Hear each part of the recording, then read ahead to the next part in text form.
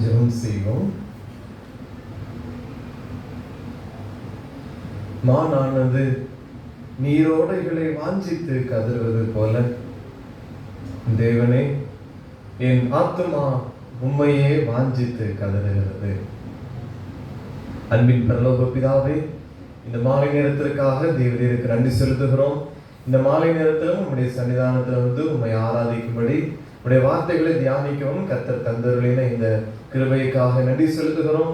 இந்த ஆராதனை வேளையிலும் பரிசுத்த ஆவியானவர் பிரசன்னராக இருப்பீராக. மகிமைப்படும் எங்களோடு கூட பேசும் வரை தடைபட்டிருக்கிற ஒவ்வொருவரையும் உமது கிருபையால் அழைத்து வாரும்.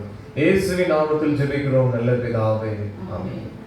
ஆராதனைக்கு ஆரம்பமாகும். தேவ நாம மகிமைக்காக நாம் யாவரும் எழுதின கீதங்களும் கீர்த்தனைகளும் 155வது பாடலை பாடுவோம். குருசினில் தொங்கிய குருதியும் படி. கீதங்களும் கீர்த்தனைகளும் 155.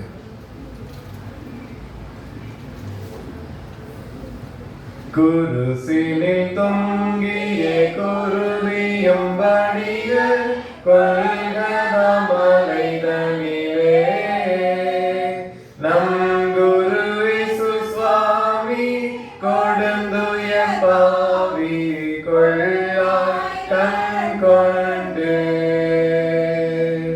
சிரசினில் முள்முடி உறுத்திட அறைந்து சிலுவையில் சேர்த்தவையோ தீய திருக்கருங்கால்களில் ஆணிகள் அடித்தார் சேனை திரள் சூழ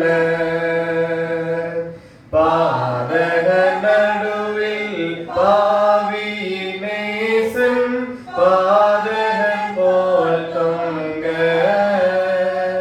யூத பாதகர் பரிகாசங்கள் பண்ணி படுத்திய கொடுமைதனை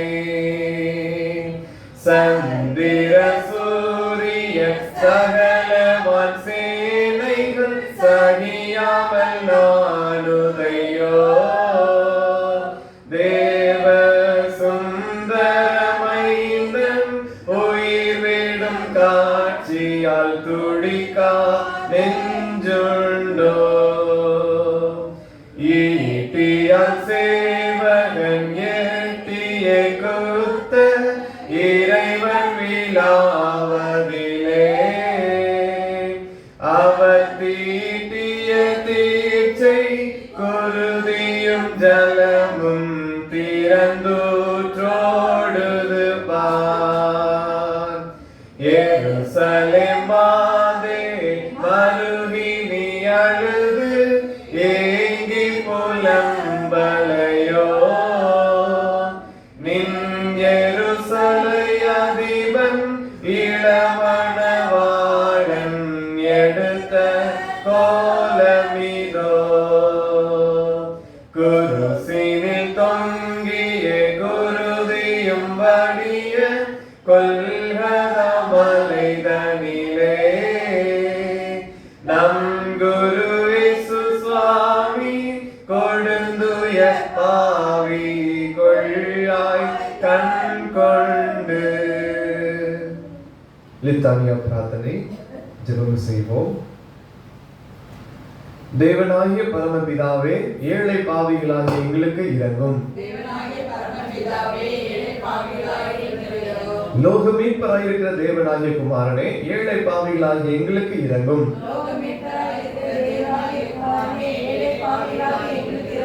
பிதாவிலும் குமாரனிலும் நின்று புறப்படுகிற தேவனாகிய பரிசுத்த ஆவியே, ஏழை பாவிகளாகிய எங்களுக்கு இரங்கும்.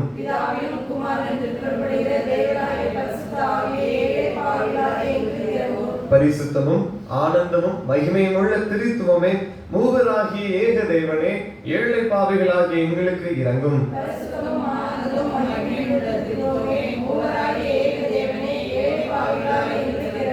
கர்த்தாவே, எங்கள் குற்றங்களையும் எங்கள் முன்னோர் குற்றங்களையும் நினையாதையும் எங்கள் பாவங்களுக்கு தக்க தண்டனை செய்யாதையும் தயவுள்ள கர்த்தாவே, எங்களுக்கு இறங்கி பொறுத்தருளும் மகா விலைவேந்த இரத்தத்தால் மீட்டுக் கொண்ட உம்முடைய ஜனமாகிய எங்கள் மேல் என்றைக்கும் கோபமாயிராமல் இறங்கி பொறுத்தருளும். சகல தீமையிலும் ஆபத்திலும் நின்றும் பாவத்திலும் பிசாசின் தந்திரங்களிலும் விரோதங்களிலும் நின்றும் உம்முடைய கோபத்திலும் நித்திய ஆக்கினையிலும் நின்றும் இருதய குருட்டாட்டத்தில் நின்றும் அகந்தையிலும் வீண் பெருமையிலும் மாயத்திலும் நின்றும் பொறாமையிலும் பகையிலும் வர்மத்திலும் சகலவித அன்பு தாழ்ச்சியிலும் நின்றும் விபச்சாரத்திலும் மரணத்துக்கு ஏதுவான மற்றெல்ல பாவத்திலும் நின்றும் உலகத்தினாலும் மாம்சத்தினாலும் பிசாசினாலும் வருகிற சகல வஞ்சகங்களிலும் நின்றும் இடியிலும் பெருங்காற்றிலும் நின்றும் பெருவாரி விஷ வியாதிகளிலும் பஞ்சத்திலும் நின்றும் யுத்தத்திலும் கொலையிலும் சடுதில் வரும் மரணத்திலும் நின்றும் சகலவித கலகத்திலும் அதிகாரிகளுக்கு விரோதமான கட்டுப்பாட்டிலும் தாய் நாட்டு துரோகத்திலும் நின்றும் சகலவித பொய் போதகத்திலும் வேத புரட்டலிலும் சபை பிரிவினையிலும் நின்றும் இருதய கடினத்திலும் உமது வசனத்தையும் கற்பனையும் அசட்டை பண்ணும் துணிவிலும் நின்றும் தேவரீருடைய பரிசுத்த மனடாவதான ரகசியத்து நிமித்தமும் அந்த பரிசுத்த பிறப்பு விருத்த சேதனத்து நிமித்தமும் உமது ஞான ஸ்நானம் உபவாசம் சோதனை நிமித்தமும் தேவரீருடைய மனவேதனை இரத்த வேர்வை நிமித்தமும் உமது சிலுவை பாடுகளின் நிமித்தமும் அருமையான மரணத்தை நிமித்தமும் நீர் அடக்கம் பண்ணப்பட்டது நிமித்தமும் மகிமையோட உயிர் தெளிந்து பரமநிலத்துக்கு ஏறினது நிமித்தமும் பரிசுத்த ஆவி வந்தது நிமித்தமும் துக்கப்படும் காலத்திலும் சுகப்படும் காலத்திலும் மரண வேளையிலும் நியாய தீர்ப்பு நாளிலும் கர்த்தராகிய தேவனே பாவிகளாகி எங்களுக்கு சொல்லிக் கொடுக்க வேண்டும் என்று பிரார்த்திக்கிறோம்.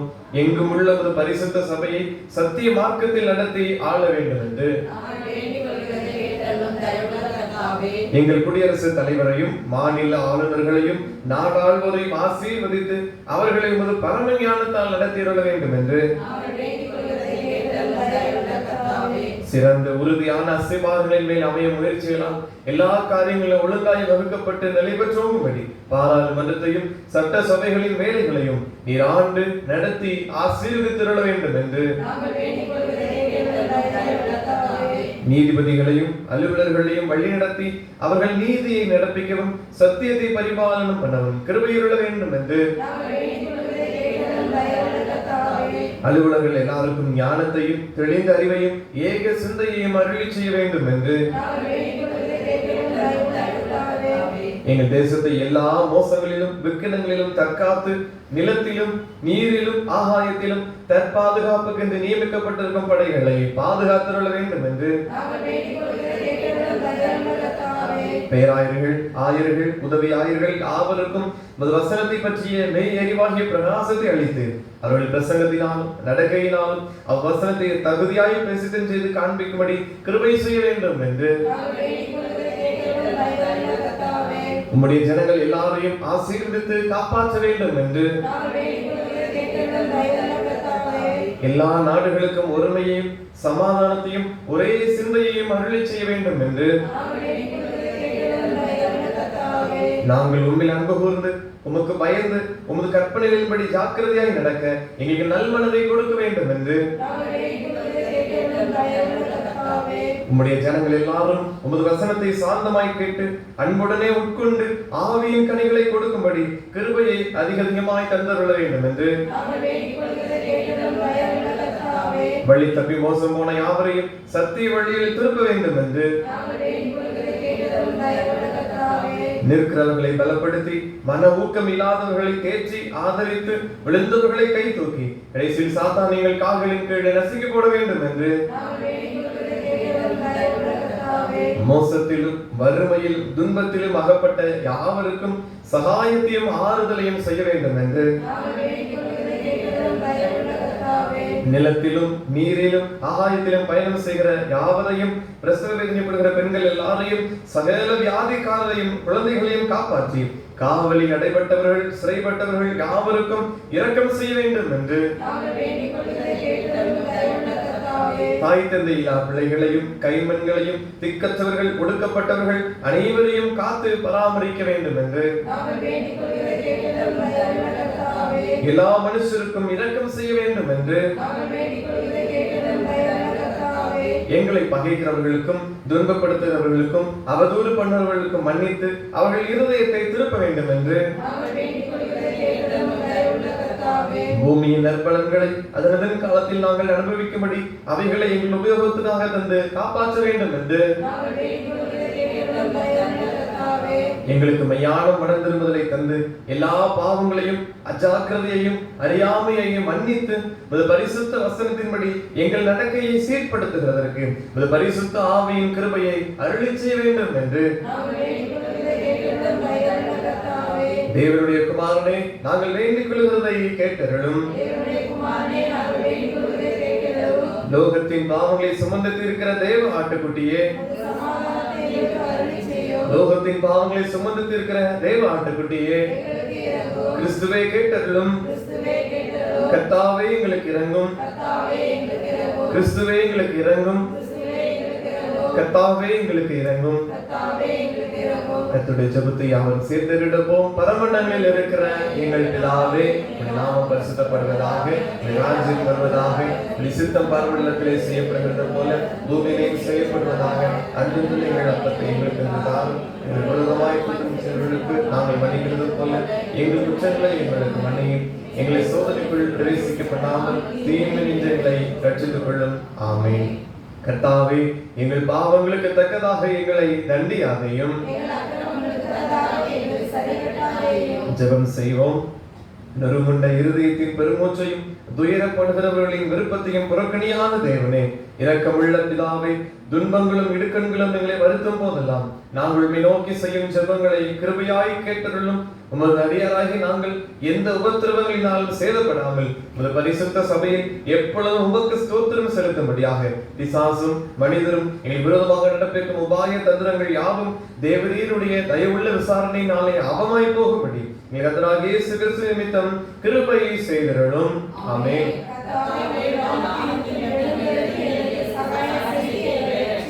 பராபரனே, எங்கள் பிதாக்கள் காலத்திலும் அவர்களுக்கு முந்தின பூர்வ காலத்திலும் தேவரீர் செய்த மகத்தான கிரியைகளை எங்கள் பிதாக்கள் அறிவிக்க எங்கள் காதுகளால் கேட்டோம்.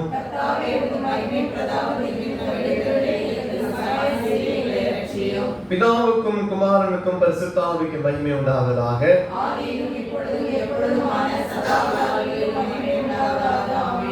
கிறிஸ்துவே, எங்கள் சத்துருக்களை விலக்கி எங்களை இரட்சியும். உருக்கமாய் எங்கள் மன விசாரங்களை பாரும். தயவாய் இரக்கத்துடன் எங்கள் ஜெபங்களை கேளும். கிறிஸ்துவே, இப்பொழுதும் எப்பொழுதும் செவி கொடுத்தருளும். கர்த்தாவே, உம்முடைய இரக்கத்தை எங்களுக்கு காண்பியும். ஜெபம் செய்வோம்.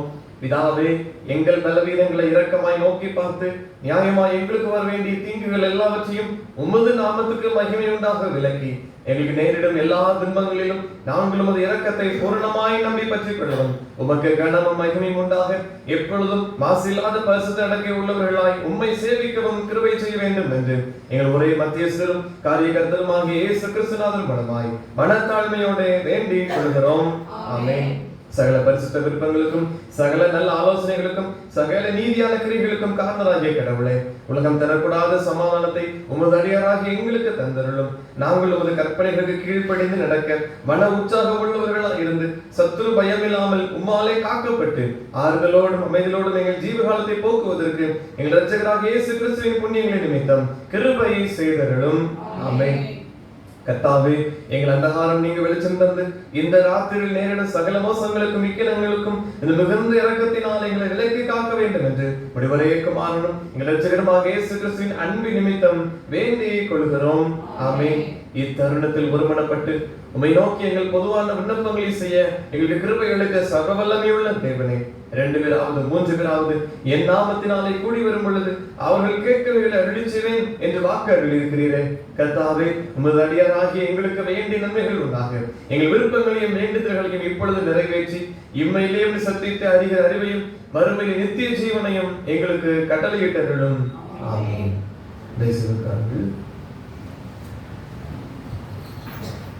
அறிவிப்பு 19ஆம் தேதி திருச்சபையின் சார்பாக நடத்தப்படுகிற வேதாகம தேர்வுக்காக நீங்கள் ஆயத்தப்படும்படி உங்களை அன்போடு நினைவுபடுத்துகிறேன். அதற்கு ஆயத்தப்படுகிறவர்கள் உங்கள் பெயரையும் முன்பதாக என்னிடத்துல பதிவு செய்யும்படியாகவும் அன்போடு நினைவுபடுத்துகிறேன். ஒரு வரியிலே விடையளிக்கக்கூடிய கேள்விகளாக இருக்கும். முழு வேதாகமத்திலிருந்து இந்த கேள்வி கேட்கப்படும். ஆயத்தப்பட்டு எல்லாரும் இதில் பங்கு பெற உங்களை அன்போடு நினைவுபடுத்துகிறேன்.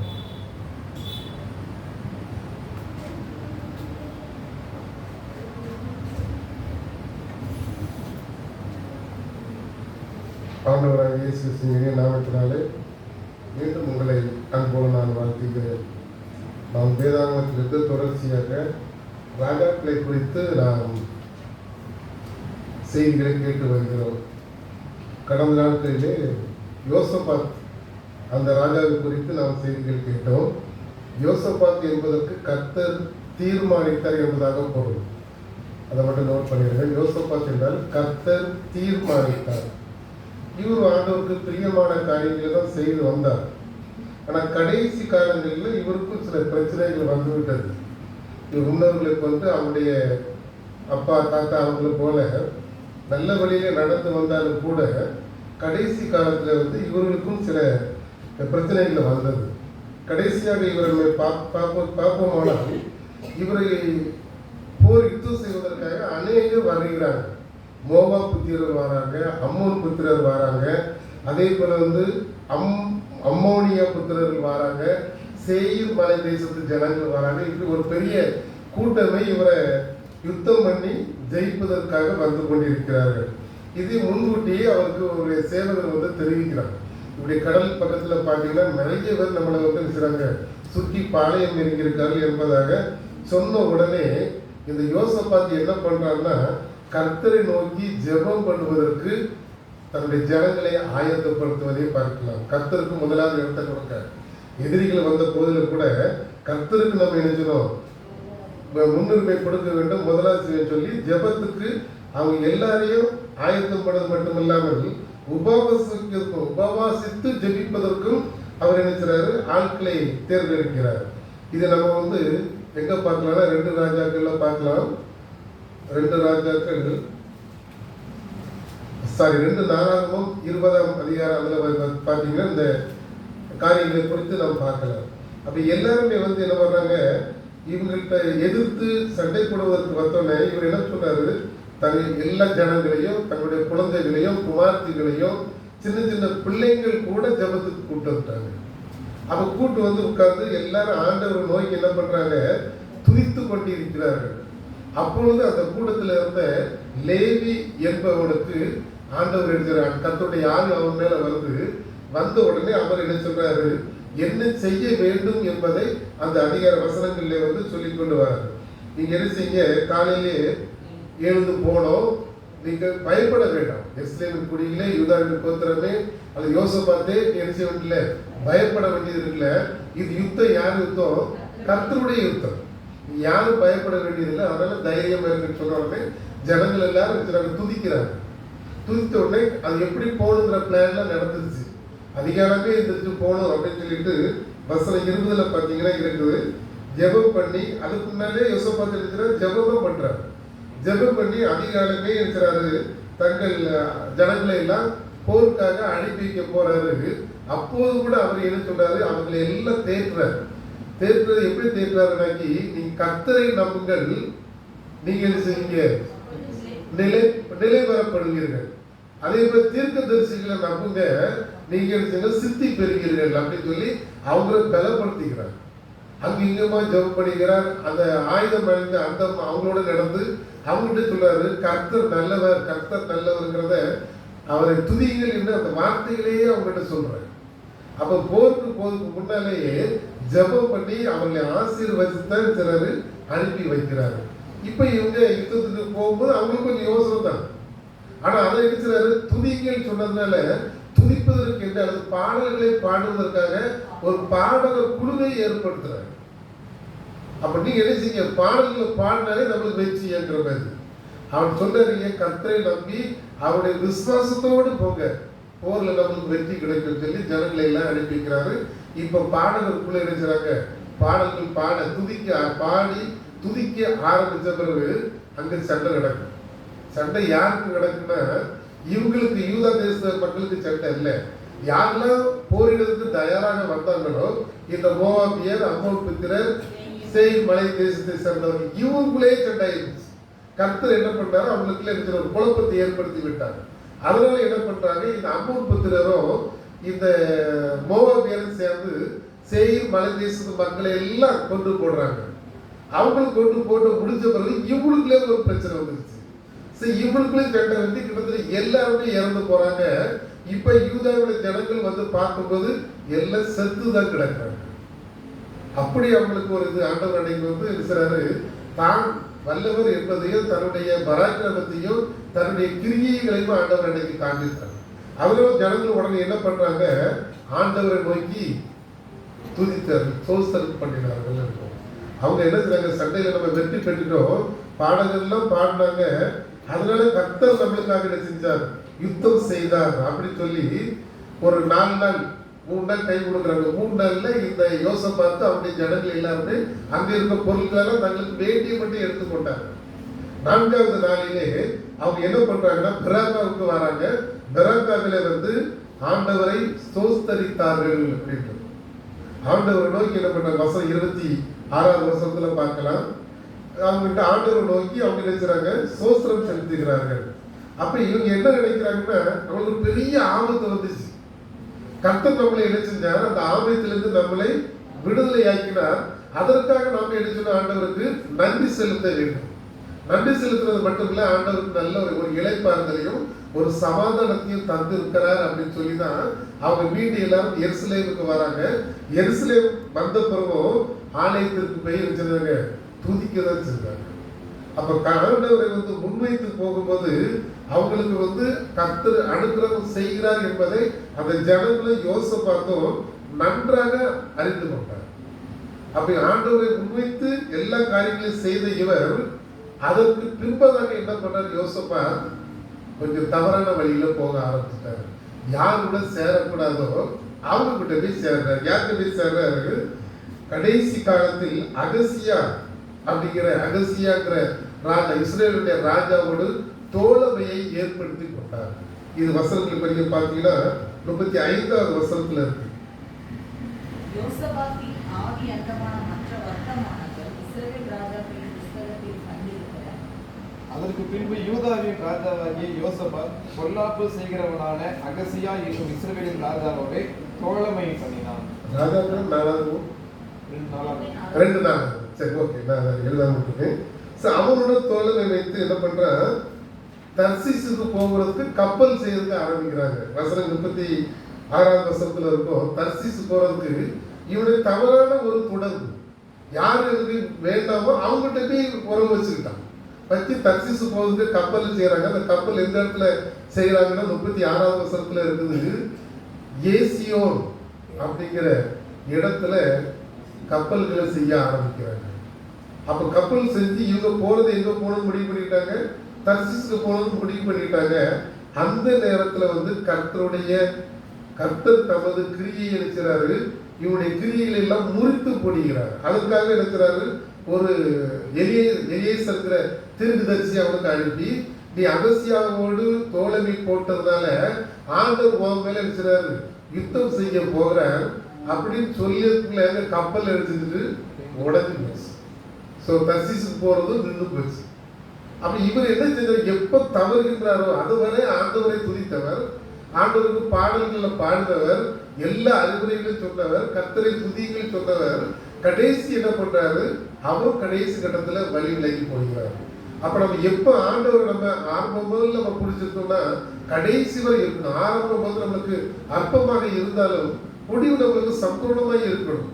இவன் அதை நினைச்சு அந்த இடத்துலதான் இந்த ராஜா தவற ஆரம்பிக்கிறாரு. அப்ப நம்முடைய இந்த ராஜாக்கள் வரிசையை பார்த்தீங்கன்னா சாலமோனாக இருந்தாலும் சரி, ரெகோபயாவா இருந்தாலும் சரி, அபியாவா இருந்தாலும் சரி, ஆசாவாக இருந்தாலும் சரி, யோசபாத்தா இருந்தாலும் சரி, ஆரம்பத்தில் கர்த்தரை பிடித்து கொண்ட இவர்கள் கடைசி காலையில் ஏதோ ஒரு வகையில ஆண்டவரை விட்டு வழி விலகி போகிறார்கள்.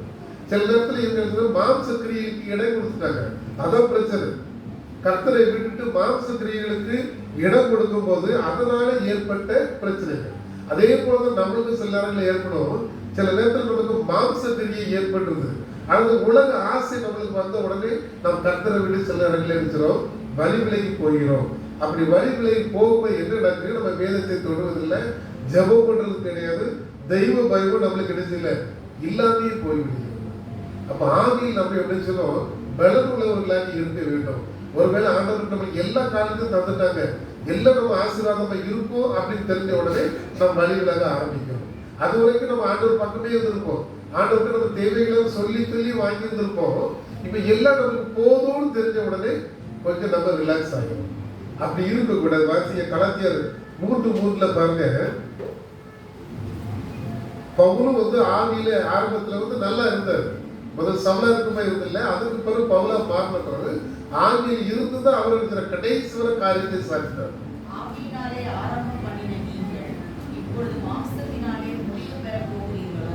கொஸ்டின் கேட்டு வச்சிருக்கு. ஆவியில் இன்னைக்கு நம்ம மாம்சத்தின்படி போக போறோம்னு கொஸ்டின். அதனால பவுல் சொல்றாரு 2 தீமோத்தேயு 4:7-8 சொல்லுவாரு, நல்ல போராட்டத்தை போராடினேன், ஓட்டத்தை முடித்தேன். வசனம் நம்மளுக்கு எல்லாமே தெரியும். அவர் தைரியமா சொன்னார். எப்போ ஆவியில் ஆரம்பிச்சாரோ முடிவும் அதே மாதிரி அவர் முடித்தார். நல்ல போராட்டத்தை போராட ஆண்டவருக்காக அவர் போராடினவர், பல கஷ்டங்களை அனுபவித்தவர். அப்பவும் என்ன செய்ய அவர் ஆண்டவரை விட்டு வழி விலகி போகவே இல்லை. மேலே மேலே வச்சுறாரு.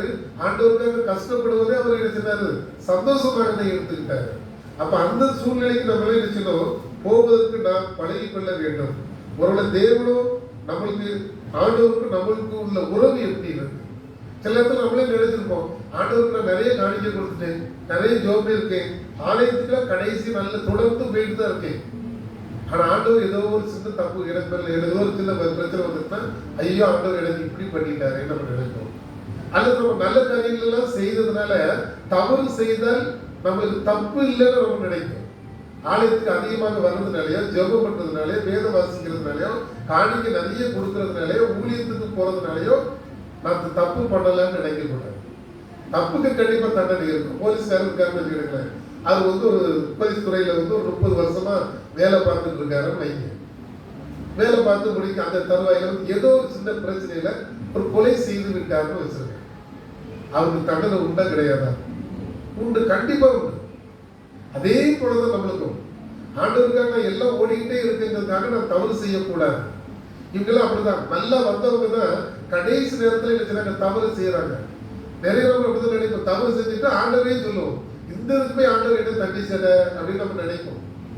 தவறு பண்ணவே கூடாது என்பதை நம்ம நினைச்சோம், நமக்கு வேதம் நம்மளுக்கு சுட்டி காட்டுகின்றது. அப்ப நம்ம நினைச்சோம், ஆண்டவருடைய பிள்ளைகளாக நாம் ஆண்டவருக்கு ஏற்ற மாதிரி இருக்க வேண்டும்.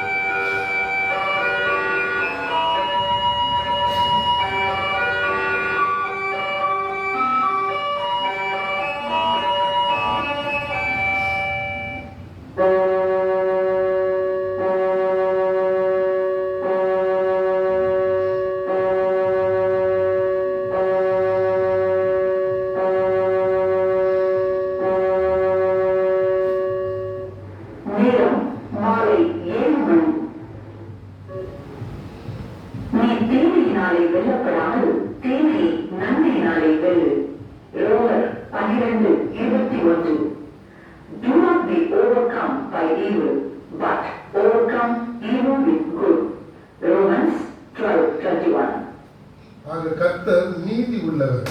கர்த்தருடைய ராஜ்யம் நீதி உள்ள ராஜ்யம். கர்த்தருடைய அவருடைய சிங்காசனமும் நீதியின் மேல் இருக்கக்கூடியது. அப்ப நீதிக்கு அவர்களுக்கு முக்கியத்துவம் கொடுக்கணும். ஒருவேளை நமக்கு ஏதாவது பிரச்சனை வருது வாங்களேன், எசேக்கியேல் 33ஆம் அதிகாரத்துல பாருங்க, எசேக்கியேல் 33:13 வசனத்துல பாருங்க, நீங்கள் பிழைக்கவே நான் நீதிமானுக்கு சொல்லும்போது அவன் தன் நீதியை நம்பி அநியாயம் செய்தால் அவனுடைய நீதியில் ஒன்றும் நினைக்கப்படுவதில்லை. போதும் படிடுங்க. அப்ப பிழைக்கவே பிழைப்பான்னு ஆண்டவர் நம்மளை பார்த்து சொல்லிட்டாருன்னா, நான் வழி விழவாம இருந்தா ஓகே, நான் வழி விளையிட்டு ஆண்டவர் என்னை பிழைக்கவே பிழைப்பான்னு சொல்லியிருக்காருன்னு சொல்வதில் அர்த்தம் இல்லை. அதே போல பாருங்க, சாவதை வாசிக்க தொடர்ந்து, அவன் செய்த தன் அநியாயத்திலே சாவான். இல்ல அந்த வசனம் சாகவே சாகிறீங்களா சாகவே சாவா என்று நான் துன்மார்க்கனுக்கு சொல்லும்போது அவன் தன் பாவத்தை விட்டு திரும்பி நியாயமும் நீதியும் செய்து துன்மார்க்கன் தான் வாங்கின அடைமானத்தை தான் கொள்ளையிட்ட பொருளையும் போதும் பாருங்க. அப்ப சாகவே சாகன்னு சொல்லி ஆண்டவர் துன்மார்க்கனை பார்த்து சொல்லிட்டா அவன் செத்து போவாங்கிறது இல்லை. அவன் மனம் திருப்பி பாவத்தை அறிக்கிட்டு ஆண்டவர்கிட்ட வந்துட்டுனா அவனுக்கு பிழைப்பு இருக்கு. ஆனா அதே நேரத்தில் ஆண்டவர் நம்மளை பார்த்து நீ பிழைப்பேன்னு சொல்லிட்டாரு ஆண்டவர், அதனால நீங்க நான் தப்புலாம் பண்ணிக்கிடலாம் அப்படின்னு நம்ம நினைச்சாலும் நம்மளுக்கு சாதிச்சு.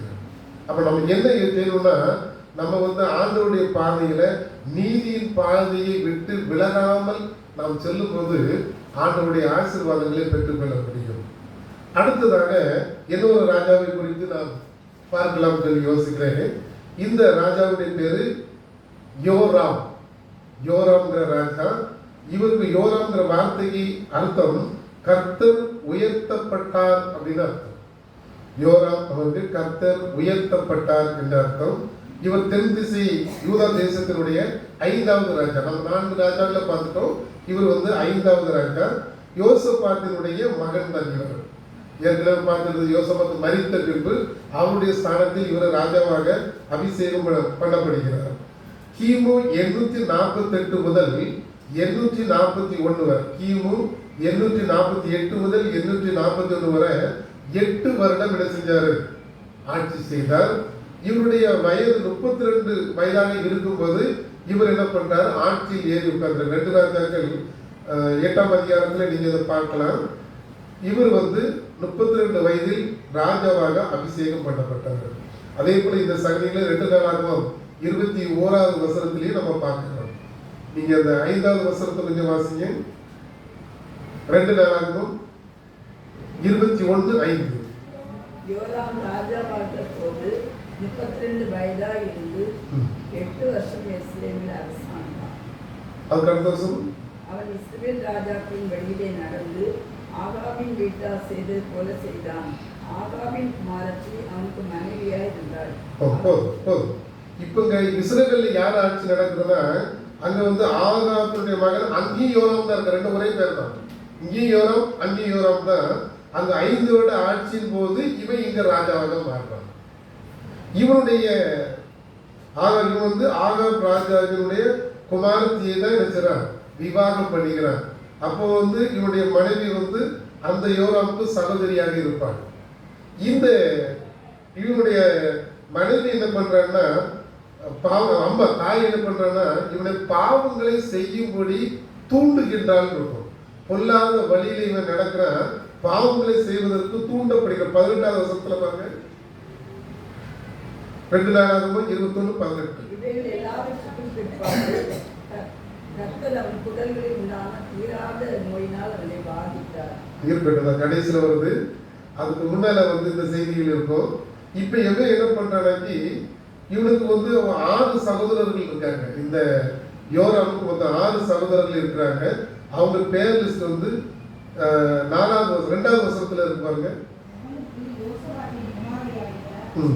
அசரியா, ஏகியேல், சகரியா, அகசியா, மிகாவேல், செப்பத்தியா, இந்த 6 சகோதரர்கள் இருந்தாங்க. இந்த யோராம் நல்ல ராஜாவா இருந்து தன்னை பலப்படுத்தி கொண்டு பின் இந்த 6 பேரையும் கொண்டு போடுகிறார்.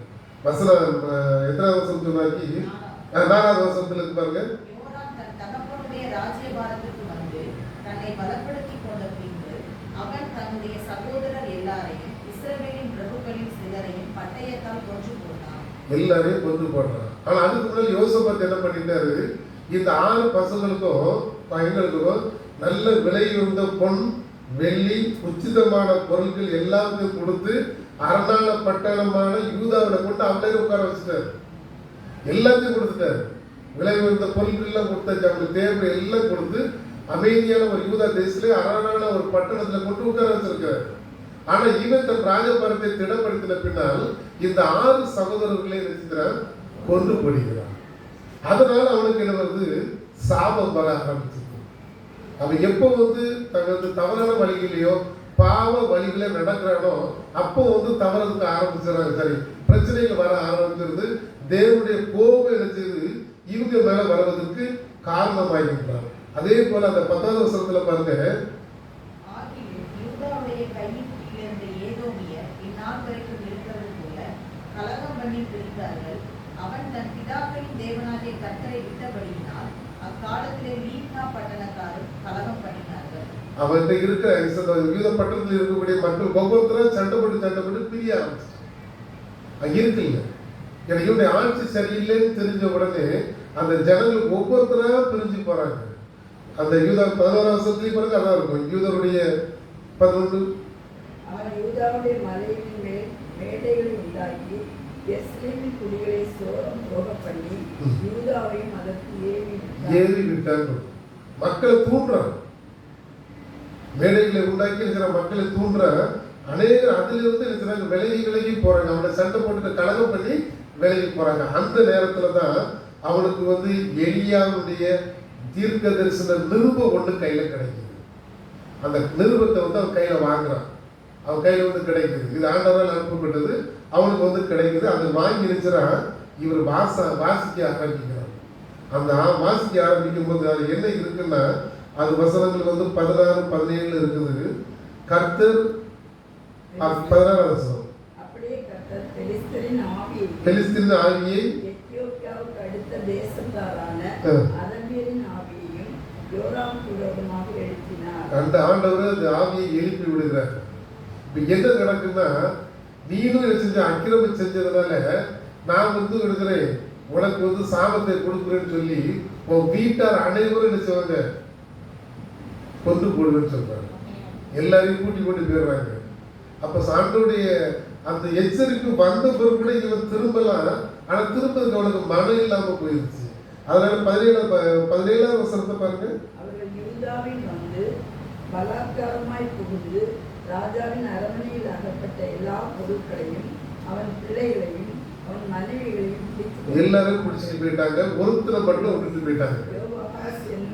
யோவாகாஸ் அப்படிங்கிற அவனை மட்டும் கடைசி பையன், அவனை மட்டும் விட்டுட்டு பாக்கி எல்லாரையும் கொண்டு போயிட்டாங்க. அப்போ அவன் முன்னோர்களுக்கு செய்தது போல காரணம் இவன் இருக்கிற தவறான வழிக்கு போனதுதான் காரணம். அப்ப ஆண்டோட எச்சரிப்பு வந்தவனை கூட செஞ்சிருக்கல, தன்னை சரிப்படுத்திக் கொண்டிருக்கலாம். ஆனா அவன் அப்பவும் செய்யல. எல்லாம் போனவர் பாத்தீங்கன்னா வசனம் 18 பாருங்க. இவைகள் எல்லாவற்றுக்கும் பிற்பாடு கர்த்தர் அவன் குடல்களில் உண்டான தீராத நோயினால் அவனை பாதித்தார். ஆண்டவர் குடல் நோயால் பாதித்தார். குடல் அப்படி ஒன்ன சுருங்கிட்டு இருக்கும். அப்ப அந்த நோய் வந்த பிறகு இவனை யாரும் சில கண்டுகிடவில்லை. விரும்புவார் இல்லாமல் இவன் மரித்து போனார். வசனம் 20ஆம் வசனத்துல இருக்கு. விரும்புவார் இல்லாமல் இவன் மரித்து போனான். ராஜாவுடைய கல்லறையில் சில இவனை வைக்கவில்லை. ராஜாக்களுக்கு சில இடம், அந்த இடத்துல தாய்களுடைய ராஜா தாய்கள் ஊர்ல இருக்க இடம், இவனுக்கு அங்க இடம் கொடுக்கப்படவில்லை. இவனை தனியாக வச்சிருந்தாங்க. அப்ப இவன் கடைசி நேரத்துல குடல் நோயால் பாதிக்கப்பட்டு கடைசி காலத்துல ரொம்ப கஷ்டம். 2 வருஷம் ரொம்ப கஷ்டப்பட்டிருக்காங்க. மனைவி கேட்டாங்க, பிள்ளைகள் இல்லை, இவனை பார்ப்பதுக்கு ஆள் கிடையாது. நோயில இருந்ததுனால எந்த ஊழியக்காரனும் இவன் பக்கத்துல வரல. அதனால என்ன அப்படியே கிடந்துருச்சுன்னா செத்து போறான். செத்து போன பிறகு இவனை அடக்கம் பண்றாங்க. ஆனா ராஜாக்களுக்கு வைக்கப்பட்ட கல்லறை இவனுக்கு கொடுக்கப்படவில்லை. ஆனால் அதற்கு மரித்த பிறகு அவனுடைய இளைய குமாரன் அகசியா, அவன் பேர் இன்னொரு பேர் தான் யோவாகாஸ் அப்படிங்கிற அந்த கடைசி ஒருத்தர் மட்டும் விட்டு போனாங்கல்ல, அவன் யோவாகாஸ். அவனுடைய மற்றொரு பெயர் அகசியா. இவன் அவனுடைய இடத்துல ராஜாவாக நினைச்சான். அப்ப ஆண்டவரை விட்டு நம்ம பலி விளக்கும் போது, அது ஆண்டவர் சொல்லுவதை நம்ம கேட்காம இருக்கும் போது, அல்லது நம்ம முன்னோருடைய பாவங்களே நம்ம இருக்கிறீங்க, அப்பதான் அப்படிதான் செஞ்சாங்க அப்படின்னு முன்னோருடைய பாவம் நம்மள வரும். நம்ம அதனால பேர் குடும்பம் பண்ண ஆண்டவரே என்ன செய்யக்கூடாது, முன்னோருடைய பாவங்கள் எனக்கு வரக்கூடாது நம்ம சொல்றோம்ல, அவங்களுடைய பாவம் கூட நம்மளை தொடர முடியும். ஆண்டவர் நம்ம தப்பு பண்றது எல்லாருமே ஏற்கதான். ஆனா ஆண்டவருடைய சமூகத்துல அறிக்கையிட்டு நம்ம எழுதணும், நாம் திருத்திக் கொள்ள வேண்டும். தன் பாவங்களை மறைக்கிறவன் வாலி உடைய மாட்டான், அவர்களை அறிக்கை செய்து விட்டு விடுகிறவன் இறக்கம் பெறுவான். ஆண்டவரே சொல்லி வச்சிருக்காங்க. அப்ப நாம இறக்கத்துக்காக செய்யும் போது ஆண்டவர் இறக்கதான் செய்வார். ஆனா தொடர்ந்து அதுலேயே அந்த பாவ வாழ்க்கையிலேயே போயிட்டு இருந்தா ஆசீர்வாதத்தை பெற்றுக்கொள்ள முடியாது. அப்ப அந்த மாதிரி நம்ம ஆண்டவருடைய ஆசீர்வாதத்தை தொடர்ந்து நாம் பெற்றுக்கொள்வதற்கு ஒரு பாவ வாழ்க்கையில் நம்ம இருந்தாலும், ஏதோ தவறுதல் செய்திருந்தாலும், ஏதோ பேசியிருந்தா கூட ஆண்டவர்கிட்ட மன்னிப்பு கேட்கும்போது கர்த்தர் கண்டிப்பா நம்மளுக்கு மன்னிப்பு கொடுப்பாங்க. அவங்களுக்கு தெரியாம யாரோ ஒரு ஆளை ஏசிட்டு அவளை திருப்பி போய் மன்னிப்பு கேட்க முடியாது. ஆனா ஆண்டவர்கிட்ட நம்ம கேட்கலாம். அந்த ஆளை போய் பார்த்து அவங்க போய் சொல்றதுக்கு நமக்கு இடமும் தெரியாது, ஆளும் தெரியாத இருக்கலாம். ஆனா ஆண்டவர் சமூகத்தில் ஏதோ பேசின ஆண்டவர் என்னை மன்னிச்சுடுங்கன்னு சொன்னா கண்டிப்பா செய்யும். மன்னிப்பு என்பது நிச்சயமாக கிடைக்கும். கர்த்தர் நம்மளை ஆசீர்வதிக்க முடியும்.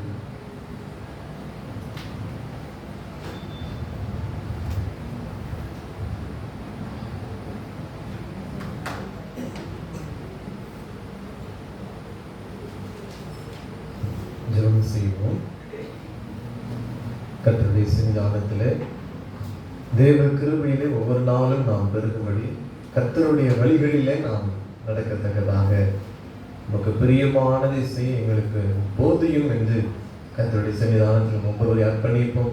எங்கள் குடும்பம் உமக்கு முன்பாக செம்மையானதை செய்யத்தக்கதாக, உமக்கு பிரியமானதை செய்யத்தக்கதாக தாவே நீர் எங்களை போதித்து வழி நடத்தும் என்று அர்ப்பணித்து விடுவோம். நம்முடைய காரியங்கள் அல்ல, கர்த்தர் நம்மை ஸ்திரப்படுத்தட்டும். நம்முடைய பலன் அல்ல, கர்த்தர் நம்மை வழி நடத்தட்டும். நம்ம காணவைகளை கர்த்தர் பார்த்து கொள்ளட்டும். தேவ சமூகத்தில் அர்ப்பணிப்போம். அன்பின் கர்த்தாவே, இந்த வேலைக்காக நன்றி செலுத்துகிறோம். இந்த தானி ஆராதனையிலே பங்கு பெறணும்.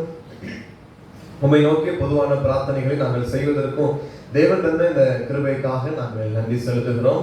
இந்த நாளில் நாங்கள் அவரை தியானித்தபடி யோசபாத்தினுடைய பின் நாட்களை குறித்து, அவருடைய வாழ்க்கையின் கடைசி காலங்களை குறித்து தானே அன்றைய காரியத்தை நாங்கள் சிந்தித்து பார்க்க கர்த்தர் கொடுத்த கிருபைக்காக நன்றி செலுத்துகிறோம். யுத்தம் வருகிற போது உபவாசித்து ஜனங்களை வாழ்த்தி கர்த்தரின் வார்த்தையை பெற்று அன்றைய அதிசயமாய் நடந்து கொண்டதை நாங்கள் பார்க்கிறோம். அவ்விதமாய் கர்த்தர் எங்களுடைய வாழ்க்கையிலும் ஒவ்வொரு காரியத்திற்கும் உபவாசித்து உடைய சமூகத்தில் காத்திருந்து வார்த்தையை பெற்றுக்கொள்ள தேவரில் உதவி செய்வீராக.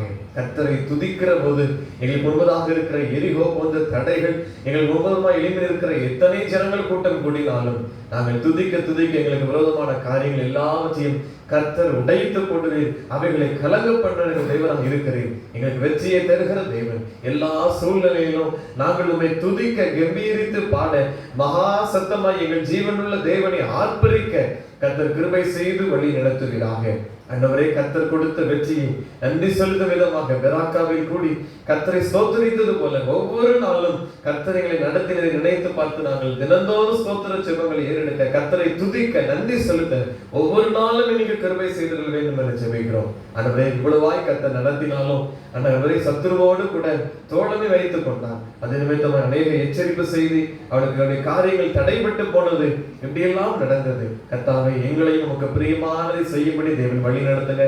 நமக்கு பிரியமில்லாத காரியங்களில் நாங்கள் தோழமை கொள்வோம் ஆனால், இந்த உலகத்தோடு மாம்சத்தின் கிரியைகளோடு நாங்கள் அன்றைய தோழமை கொள்வோம் ஆனால் கர்த்தாவே எங்களுக்கு தடை செய்யுங்க. அந்த காரியங்களிலிருந்து கர்த்தர் எங்களை ரட்சித்து எங்களை வழி நடத்த வேண்டும் என்று ஜெபிக்கிறோம். ஆவியில பலன் கொண்ட கிறிஸ்துவுக்கு இன்னும் முன்னேறி செல்ல எங்கள் ஒவ்வொருவரையும் பயன்படுத்துங்க. யோராம் ராஜாவை குறித்து அவருடைய காரியங்கள் எல்லாம் நாங்கள் அன்றைய பார்க்க கர்த்தர் கிருபை கொடுத்ததற்காக ஸ்தோத்திரம். இந்த 5வது ராஜா ஆண்டவரே சிறுவர் 32ஆம் வயதிலே ஆண்டவரே ராஜாவான ஸ்தானத்தில் ஏற்படுத்தப்பட்ட முதல் ஆண்டவரே நடந்து கொண்ட விதங்கள் எல்லாவற்றையும் பார்க்கிறோம்.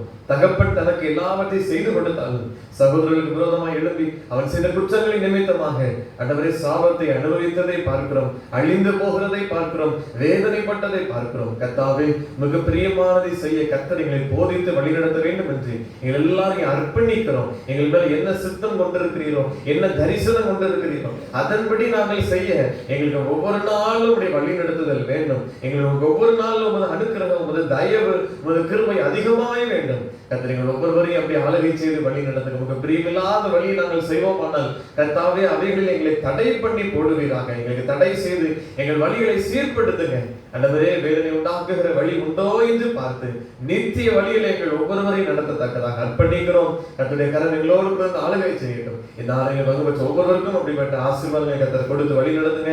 எப்போதும் கர்த்தரை துதிக்கவும் நன்றி செலுத்தவும் கர்த்தரையே முன்னிறுத்தி ஆண்டவரை வாழ்ந்து ஜீவிக்க கிருபையிலிருந்து வழி நடத்துங்க. ஒவ்வொரு குடும்பங்களையும் கர்த்தர் ஆசீர்வதித்து கிருபையால் வழி நடத்துவீராக. எங்களை தாழ்த்தி அர்ப்பணிக்கிறோம். தேவரீருடைய நாம மாத்திரம் மகிமைப்படட்டும். இயேசு கிறிஸ்துவின் நாமத்தில் ஜெபிக்கிறோம் நல்ல பிதாவே, ஆமென். நம்முடைய கர்த்தராகிய இயேசு கிறிஸ்துவினுடைய கிருபையும் பிதாவாகிய தேவனுடைய அன்பும் பரிசுத்த ஆவியானவருடைய ஐக்கியம் நம் அனைவரோடும் கூட எப்போதைக்கும் இருப்பதாக, ஆமென். தெய்வ ஆசீர்வாதத்தோடே அடியாரை அனுப்பும் வார்த்தை என்னும் அப்பத்தாலே போஷித்து வளர்ப்பியும் இப்போதும் தேடி வந்து மனதாரே போற்றினோம். மோட்சலோகத்தில் கழித்து